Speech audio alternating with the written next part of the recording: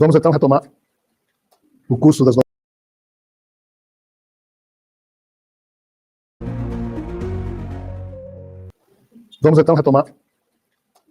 das nossas reflexões.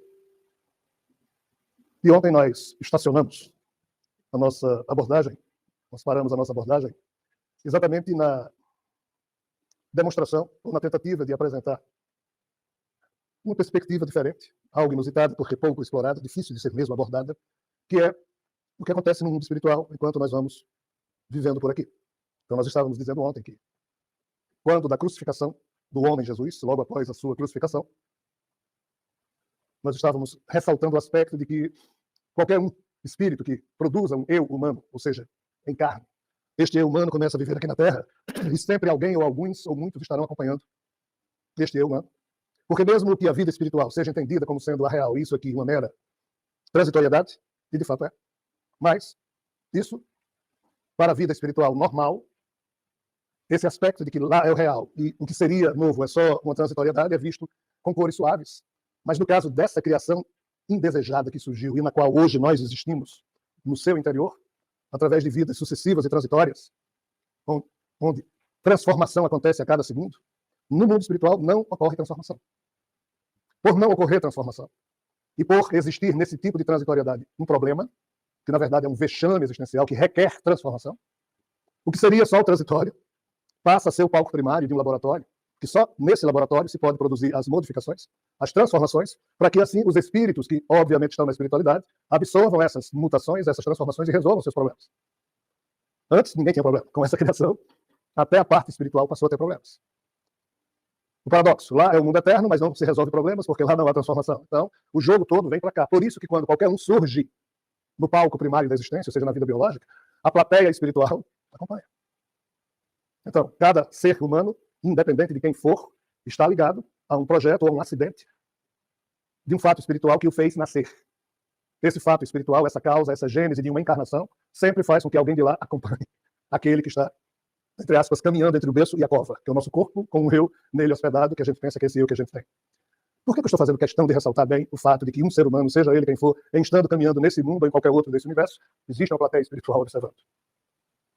Quanto mais um ser humano que foi profetizado ao longo de 2 milênios em tudo que é foco de informação importante no mundo antigo. Então, quando Jesus nasceu, muitos entes, seres, espíritos, de outros níveis existenciais, de outras faixas de realidade paralelas e simultâneas a nós, dos níveis espirituais, diversos níveis de plateia assistiram à vida de Jesus. E ninguém entendeu nada.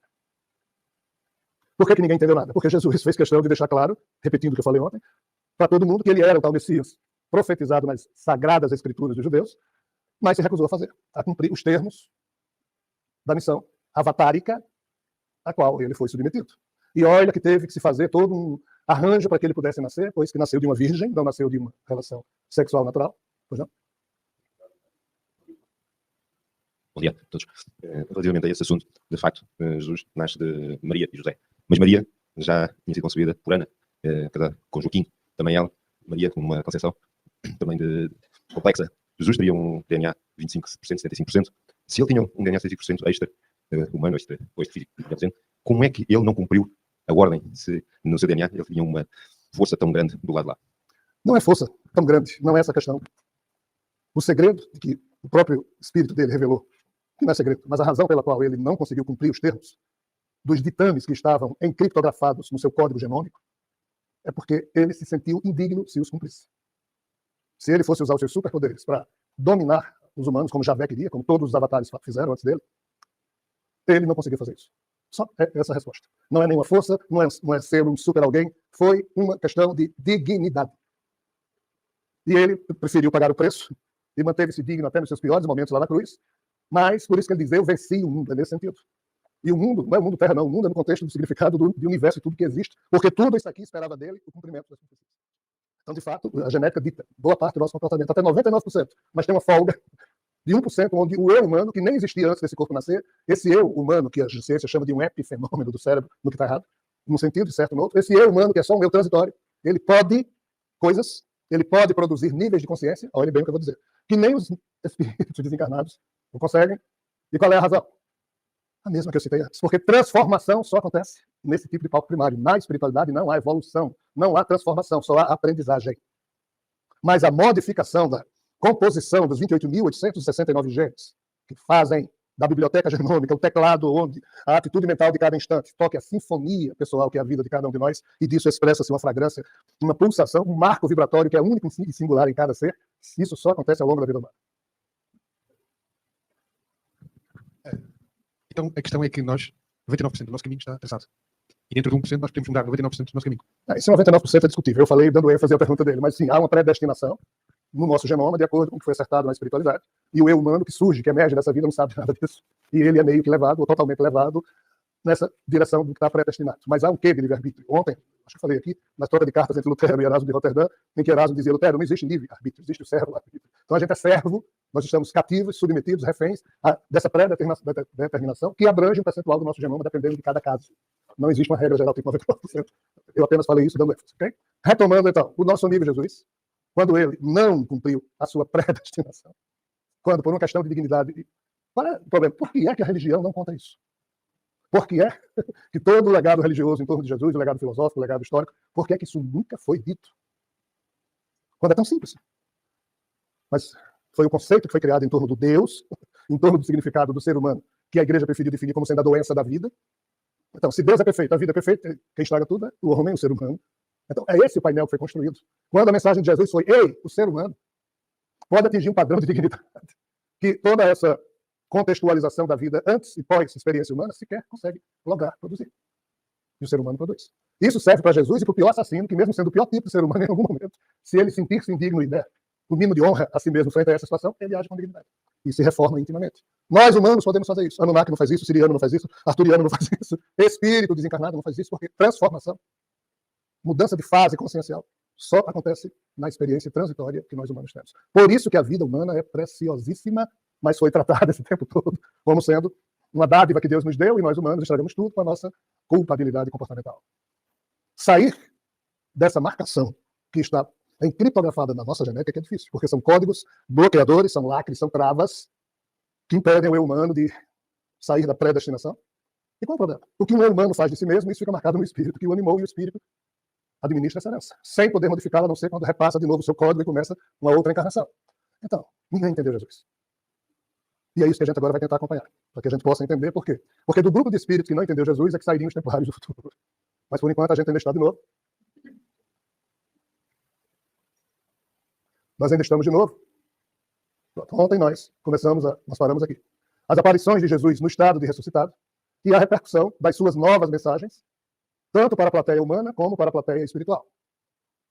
Qual o problema? O problema é que as novas mensagens que Jesus, como ressuscitado, estava agora transmitindo à plateia terrena e, ao mesmo tempo, a quem estivesse assistindo aquilo do mundo espiritual, essas novas mensagens eram bem diferentes daquelas que ele, enquanto Jesus humano, quando estava vivo e não ressuscitado, conversou com os apóstolos. E ninguém entendia isso. Ou demorou-se a entender isso. Não foi fácil. Por quê?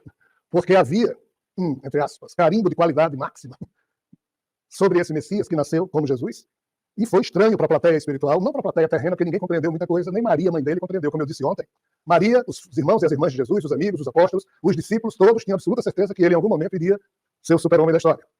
E ele não fez esse movimento para se tornar um super-herói. Morreu como um bandido. E deixou, ao invés da herança de um império, para os seus irmãos e apóstolos, que já discutiam: você é ministro de quê quando Jesus se tornar um rei? Deixou só o legado de um sepulcro vazio, porque até o defunto dele sumiu porque ele ressuscitou aquele cadáver. Ou seja, ele só deixou desgraça. Compreendam a frase forte que eu disse ontem, que vocês também não escutam em lugar nenhum. Muita gente ficou com ódio de Jesus por ele ter morrido desse jeito. Ele falou de um reino dos céus, de que ele era rei, só que não desse mundo, e no final sobrou perseguição do Sinédrio, para os cristãos, para aqueles seguidores de Jesus, perseguição de Roma e vida desgraçada de muita gente. Foi esse o legado que Jesus deixou. Quando ele começou a aparecer ressuscitado. Isso foi mudando aos poucos, porque aí as pessoas começaram: se ele está aparecendo ressuscitado é porque ele realmente tem poder, e ele tinha poder quando estava aqui entre a gente, mas por que ele não usou esse poder para ser um rei, blá, blá, blá, blá, blá. Então, as aparições de Jesus, como ressuscitar, aos poucos, tiveram o condão de tornar mais doce no coração daquelas pessoas que o amaram enquanto ser humano, e que passavam agora a conviver com notícias de que ele aparecia ali, apareceu aqui, apareceu acolá, apareceu para Maria Madalena. Não, ele tinha que aparecer para os homens, ele não ia aparecer para uma mulher. Todo esse tipo de história, de acordo com os valores da época, tudo isso criou uma nova face de um enredo absolutamente maluco que foi a história da vida de Jesus. Maluco por quê? Porque ninguém entendeu nada. Algumas pessoas entenderam, mas não puderam fazer nada. Com o tempo, mais e mais os desdobramentos do processo de falar sobre Jesus compreendem. Então, Jesus morreu, foi crucificado hoje, ano 35 aproximadamente, do primeiro século. O primeiro evangelho sobre Jesus foi surgir nos anos 60, 70, que foram de Marcos e Mateus e depois o de Lucas. O evangelho de João só surgiu no ano 90. Então, imagino que alguém morreu hoje, 30 anos depois é que sai o primeiro escrito sobre a morte. Foi assim. O primeiro evangelho surgiu cerca de 27 anos depois. Depois desse evangelho, que é o de Marcos, aí os outros começaram a surgir. Aí, a partir daqui, começou a existir uma profusão de evangelhos. Paulo criando as epístolas, como nós falamos ontem, os evangelhos surgindo, e o Jesus ressuscitado se reunindo com Maria de Madalena, Filipe, Bartolomeu e vários discípulos cujos nomes sequer passaram na história, e mulheres de algumas cidades que eram tidas como médium, eram levadas para essas reuniões. E aqui houve uma profusão, como explicamos ontem, de muitos livros que foram produzidos.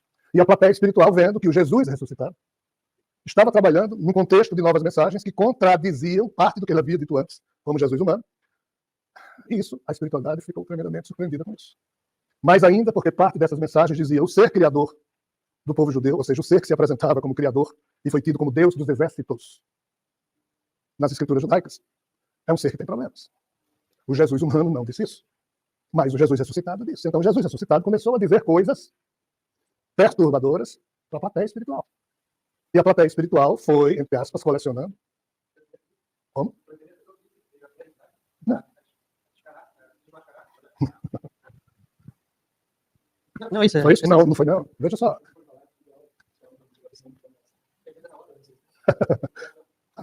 Antes de Jesus, surgiram mais de 100 focos de mitologias. Todas essas mitologias falavam que esse ser criador era problemático. Então Jesus não foi o primeiro. Jesus foi o primeiro a dizer isso no contexto judaico. Ok? E no tempo em que ele viveu. Porque tudo que as mitologias falaram foi meio que esquecido ou foi sendo esquecido. Tá vendo? Então, assim, mas para a espiritualidade, porque a espiritualidade é o quê? É o reflexo do pensamento humano ou das crenças humanas. Não, mas a espiritualidade é o mundo real, então as coisas são preparadas lá e vêm para cá. Não é assim, não. As coisas são sonhadas na espiritualidade, no nível de espiritualidade onde se pode sonhar. A maioria dos níveis que existem, como cidades espirituais que envolvem a Terra, ninguém sonha com nada, não, porque ninguém tem condições de criações, só se pensa em problemas e só se administra padrões de karma negativo. Quem deve, no campo consciencial, não tem como fazer planos, não tem como sonhar na perspectiva, pensando com o espírito, ok? Então, assim, uma coisa complicada. Com o tempo. Quer fazer uma pergunta?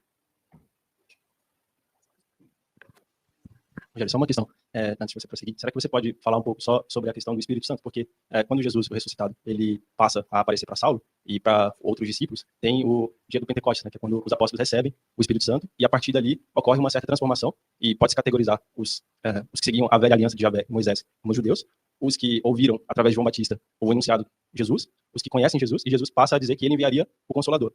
Será que você pode falar um pouco sobre essa questão do Espírito Santo? Posso, mas eu não vou me aprofundar. Porque eu preciso apenas abordar nessas 3 noites aquilo que tem a ver com os temporários.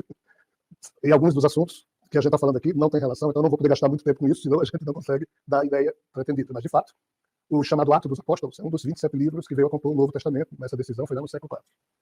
Foi quando Jerônimo tomou para si os 4.000 evangelhos, ou manuscritos que tinham na época, disse: esses aqui são sérios, esses aqui não são. Então, o Atos dos Apóstolos, onde acontece basicamente a cena descrita, o tal Pentecostes, né? Mas qual é o problema? O problema é que o Concílio de Nicéia, no ano 325, aproveitou-se desse livro para retirar a expressão de espírito de consolação. E, entre aspas, falou em Espírito Santo. Jesus nunca falou em Espírito Santo. Do mesmo jeito, enquanto Jesus esteve vivo, ninguém o chamou de Jesus Cristo, porque a expressão Jesus Cristo só surgiu depois que Paulo começou a falar de Jesus ou ungido, e a expressão ungido em grego que significa Christos, isso só surgiu depois de Jesus morto. O nome Espírito Santo, nos termos em que nós estamos chamando hoje, só surgiu no Concílio de Nicéia. Foi uma construção verbal, vamos assim dizer, conceitual, que só surgiu no século IV. Mas se você for ler as traduções de todos os livros dos séculos 3, 2, 1 e os próprios evangelhos, vai estar lá o tempo inteiro Jesus Cristo, o Espírito Santo. Isso foi a Igreja Católica que colocou nas traduções. E dá uma falsa ideia. Jesus falava do Paráclito, que é o Espírito da verdade, e o Espírito de consolação. O Espírito Santo, Jesus nunca disse nada sobre isso. Só torna a dizer a Igreja Católica que criou. O Pentecostes tem a ver com o fato de que, por invocação de Jesus, esse Paráclito envolveu os presentes na reunião.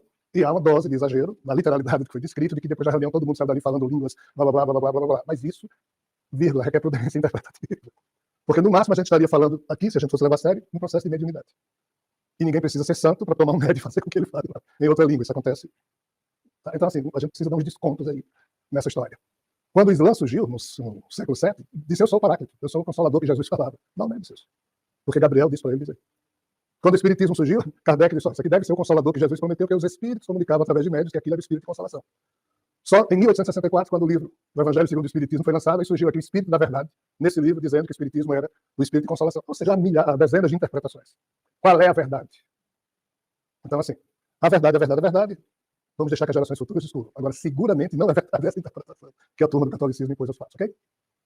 Então, enquanto Jesus estava lá ressuscitado falando, causando surpresas em quem escutava, dentre os vivos, e a surpresa era tanta que esse grupo aqui, quando recebia as informações, guardava entre eles, não saía espalhando. Aqui, Paulo, quando recebeu o pedido de Jesus para espalhar a sua mensagem para os gentios, ele... Você, como diretor de cena, vai ter seu salário rebaixado, porque no início você disse que tanto podia ficar aqui como ali. Ah, foi outra. Então tá. Não. Então, assim, Paulo saiu, blá, blá, blá, fazendo proselitismo. Essa turma, os apóstolos, só faziam proselitismo entre os judeus, porque eles diziam que a mensagem de Jesus era só para os judeus. Essa turma aqui, quando começou a receber essas notícias estranhas, fechou o circuito, porque ninguém conseguia compreender aquelas notícias que contradiziam o que Jesus havia dito quando estava vivo. Então, isso aqui ficou meio que em tramuros, foi uma coisa meio iniciática. Como eu disse ontem, não era para todo mundo. Então, sob essa perspectiva, vamos falar agora nos aglomerados espirituais distintos que foram se formando em torno dos dois focos então existentes. Primeiro foco, o judaísmo e suas escrituras com as leis e profecias dos judeus. E o segundo foco, a nova aliança, cujo entendimento mudava com a evolução dos fatos. Então, sob a perspectiva espiritual, e aqui nós estamos falando do que se passou no mundo espiritual, enquanto Jesus ressuscitado revelava as novas mensagens, o que é que nós estamos dizendo? Que lá na espiritualidade foram surgindo, foram se formando dois aglomerados de espíritos, um em torno do que originalmente havia acontecido, que foi a convivência de Jesus com os seus apóstolos e discípulos quando ele estava vivo. E o outro foco foi o que aconteceu após a morte de Jesus, que começou com a pregação de Paulo. E quando Jesus viu que Paulo estava fundando diversas igrejas, mas dizendo o que ele queria, aqui, essas revelações também começaram a surgir. Essas duas aqui, duas correntes, foram feitas pelos discípulos de Jesus, e essa aqui pelos apóstolos. Só que alguns apóstolos terminaram depois passando para cá, quando viram que de fato era Jesus ressuscitado que estava falando. Ainda que estivesse falando coisas diferentes daquelas que eles haviam escutado em Deus. Então, sob a perspectiva de quem estava na espiritualidade, era o grupo dos discípulos, que é esse número 2, e o grupo 1. Primeiro século. Segundo século, basicamente, a coisa foi ficando desse jeito. O espírito que me anima, na época, era um soldado romano, um dos que crucificou Jesus. E lá pela altura dos anos 60 ou 70 do primeiro século, morreu. E o espírito que me anima se nivelou nesse grupo aqui, começou a participar disso aqui, depois saiu. Alguns de vocês que estão aqui estavam em torno desses dois grupos, porque todo mundo na espiritualidade, que terminou se vinculando à figura de Jesus, ou por amor, ou por ódio, ou por seguidor, por se tornar seguidor, ou por hábito cultural. O que é hábito cultural? Você nasce numa certa circunstância, ali a família é católica, ela vai você ser católico por hábito, ainda que sua tendência espiritual não precise ser aquela. Qual o problema sério que começou a acontecer? Esse grupo espiritual número 2 e o grupo espiritual número 1 começaram os dois a se desentenderem na espiritualidade. Do jeito que aqui na Terra esses grupos brigavam entre si, quando esses que brigavam entre si desencarnavam, aí se enquadravam nesse outro grupo, na espiritualidade, a discussão continuava. Foi por isso que o meu espírito se afastou depois disso aqui. Então, vejam bem, a coisa não é fácil. Mas, Rogério, você está se referindo a que nível de espiritualidade? A espiritualidade errática que envolve a Terra. São cidades espirituais como se fosse um grande edifício. Quando cada um de nós deixa esse corpo, o nosso eu é atraído por um túnel, que na verdade é o elevador, e a luzinha que aparece no fim do túnel é o andar, onde o elevador vai parar e o seu eu vai ser de novo hospedado no espírito, que porventura já esteja lá o seu. Ou então que o seu espírito está sobreposto a esse corpo morreu, aí o espírito se sente atraído, ou seja, não é democrático. Você vai para o andar, entre aspas, em que a pulsação dos arquivos que você guardou no seu genoma pessoal e no seu conectoma cerebral, que é o álbum de figurinhas de todas as memórias associadas a emoções que você colecionou, enquanto esse cérebro teve vida, a resultante disso faz com que você vá para o andar correspondente. Então, do térreo para cima é coisa boa, mas tem luzinha para baixo também, no elevador desce para o subsolo. Aí para cá a coisa não é muito boa. Aí vocês devem pensar, esses dois aqui estavam no subsolo. Não. A coisa é tão patética que não é não. Isso aqui é nos níveis espirituais primários, mas da parte boa da erraticidade. São essas cidades espirituais, tipo nosso lar, blá, blá, blá, como se fala. Aí, como nós falamos ontem, a espiritualidade não é democrática. Ela une, junta, aglomera os espíritos de acordo com o seu grau de afinidade, porque não pode ter espíritos que não sejam afins no mesmo lugar, senão o lugar na espiritualidade é uma produção mental, isso cai. Então tem que ter espíritos afins. Torcida do Porto tem que estar no lugar, torcida do Sporting, porque se estiver junto, a religião é pior que a torcida de futebol. Então, na espiritualidade, o Jesus ressuscitado começou a criar, sem que fosse essa a intenção dele, faixas que pensavam igual, ou seja, os membros daquela faixa pensavam da mesma maneira, mas uma faixa 1 pensava diferente da 2. Isso sempre existiu. Até hoje permanece. Com o tempo, a trágica separação entre o que havia sido escrito antes e o que foi produzido depois da vida de Jesus, em termos do que viria a ser o conjunto dos cânones adotados pelas igrejas cristãs, num primeiro momento, e pela Igreja Católica Romana a partir do final do século IV. Então houve uma trágica separação, a partir dos séculos IV, V, VI, do que o cristianismo primitivo ajuntou ou colecionou, em termos de crença, papéis ou manuscritos, e a Igreja Católica. Então, a partir do século IV, isso aqui continuou a ter dois grupos de espíritos.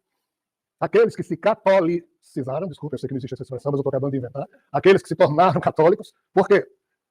Porque ser católico passou a ser chique na espiritualidade. E aqueles que continuaram cristãos sem ser católicos. Como o catolicismo absorveu só isso aqui, e um pouquinho disso aqui, e mandou destruir tudo isso aqui, ficou um grupo espiritual católico, cristão, e ficou um grupo dos descontentes com o catolicismo.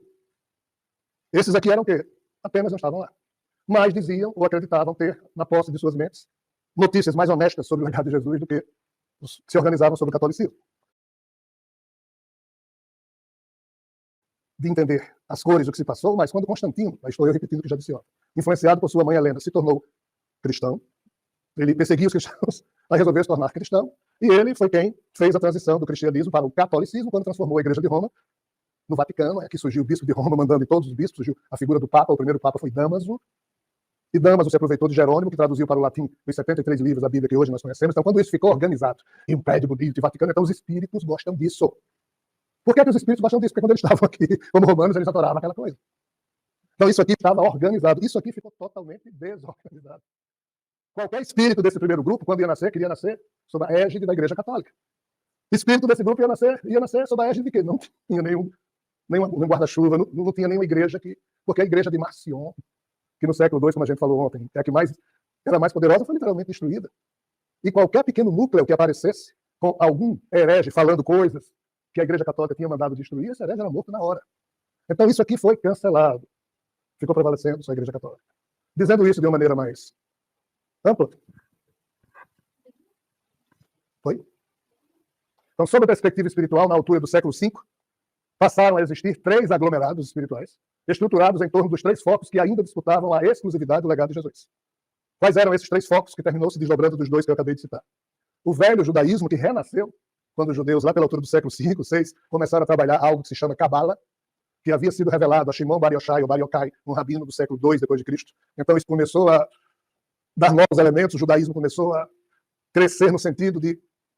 Agora eles tinham a chamada Sefirah, a árvore da vida, com 10 emanações da divindade. Então eles começaram de novo a trabalhar esses conceitos e na espiritualidade terminou gerando um grupo à parte. O segundo grupo, a heresia que separava Jesus de Javé. E o terceiro grupo, a teologia romana, que inventou a Santíssima Trindade como maneira de, entre aspas, inventar um novo conceito sobre a deidade e o seu vínculo com Jesus. Como eu disse ontem, até o século IV, ano 305, 310, Jesus era um bandido do Império Romano. A partir do ano 317, ele se tornou herói. Foi transformado em herói. A coisa foi tão feia que em Jerônimo, quando no ano 382 foi traduzido os evangelhos, aí os romanos não podiam mais ser os responsáveis pela morte de Jesus, já que Jesus agora era o herói do Império Romano. Então Pôncio Pilatos lava as mãos.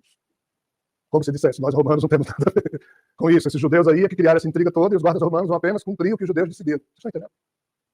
Então, na tradução do hebraico, do aramaico e do grego para o latim, que é a língua oficial do Império Romano, quando surgiu a cultura católica, Roma transformou Jesus de um bandido judeu num herói europeizado, igualou ele a Deus no mito da Santíssima Trindade e o assunto foi encerrado. Em termos das coisas aqui embaixo. Na espiritualidade, a coisa ficou dividida nesses termos.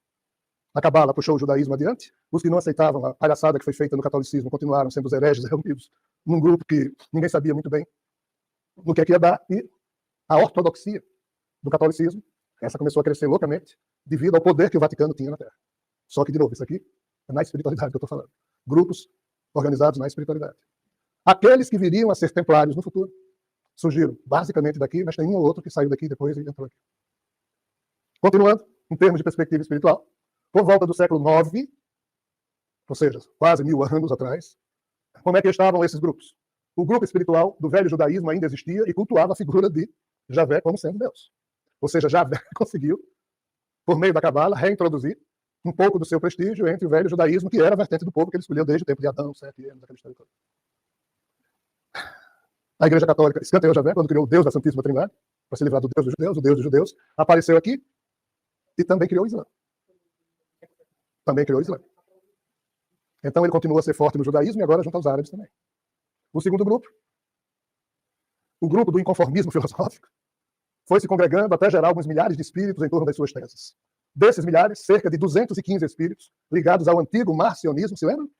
O marcionismo foi o movimento herético que surgiu, os primeiros cristãos que se chamaram Setianos em homenagem a Sete, e que seguiam Marcion, de Sinop, na Turquia, que criou a igreja setiana com aquela serpentezinha que havia sido quem esclareceu a Eva e quem estava esclarecendo agora também o conhecimento especial que esses cristãos tinham, que mais tarde foi chamado de gnose. E, sim, então, desses 215 espíritos ligados ao marcionismo, no primeiro momento, e mais tarde 170 destes 215 é que geraram o que nós chamamos de templários. Não, isso não tem importância. Estava a perguntar se o somatório dá 8, quer dos 215, quer dos 170, não tem nada a ver. Não que eu saiba. O grupo de milhões de espíritos que orbitavam em torno de um Vaticano espiritual, porque não existe só o Vaticano. Lá em Roma, existe uma cidade espiritual em que um Vaticano espiritual foi construído. E olha a coisa complicada. Então, esses 3 grupos continuaram a existir, e vejam bem, em torno da mensagem de Jesus. Eu não estou falando aqui de todos os grupos espirituais que existem de forma alguma. Isso aqui é só em cima da separação que houve entre o que Jesus falou em vida e o que ele falou como ressuscitado. Além disso aqui, tem a espiritualidade islâmica. Quando o muçulmano morre, o espírito dele não se une a nada disso aqui, vai se unir às cidades espirituais islâmicas, onde todo mundo nessas cidades se volta para uma teórica Meca que fica na Terra. A pergunta é, será que daqui a 57 milhões de anos, se existir espírito ainda na espiritualidade terrena, essa turma ainda vai estar se ajoelhando e voltando? Quer dizer, o passado aprisiona, a tal ponto, a consciência dos seres, que os impede de progredir, porque eles ficam prisioneiros desses hábitos, e se não fizerem, eles se sentem mal, porque acham que estão pecando, coisa que vai. Aí se eu disser, ei, isso aqui é a história de 1000 anos da espiritualidade ocidental. Se a gente for comparar, ontem nós comparamos, há cerca de 1000 anos atrás, eu disse assim, se nós somássemos hoje as populações de Paris, Amsterdã e Londres, que há 1000 anos atrás essas 3 cidades tinham, isso aqui daria 200 mil pessoas, todas analfabetas. Nesse mesmo período, no Oriente, Cairo, Damasco e Bagdá tinham mais de 2 milhões de pessoas cultas, vivendo em excelentes condições de higiene. Nós estamos dando exemplo aqui que no século IX, na espiritualidade ocidental europeia, era assim. Como era a espiritualidade lá na América? Como só tinha os povos originais no século IX na América, a espiritualidade na América era só cidades indígenas. Porque o que acontece na espiritualidade vinculada, entre aspas, geograficamente ao que se passa no mundo, é uma resposta à cultura e à possibilidade que lá existe. Nosso lar, que é uma cidade que hoje existe sobre o Rio de Janeiro, só foi construída no século XVIII.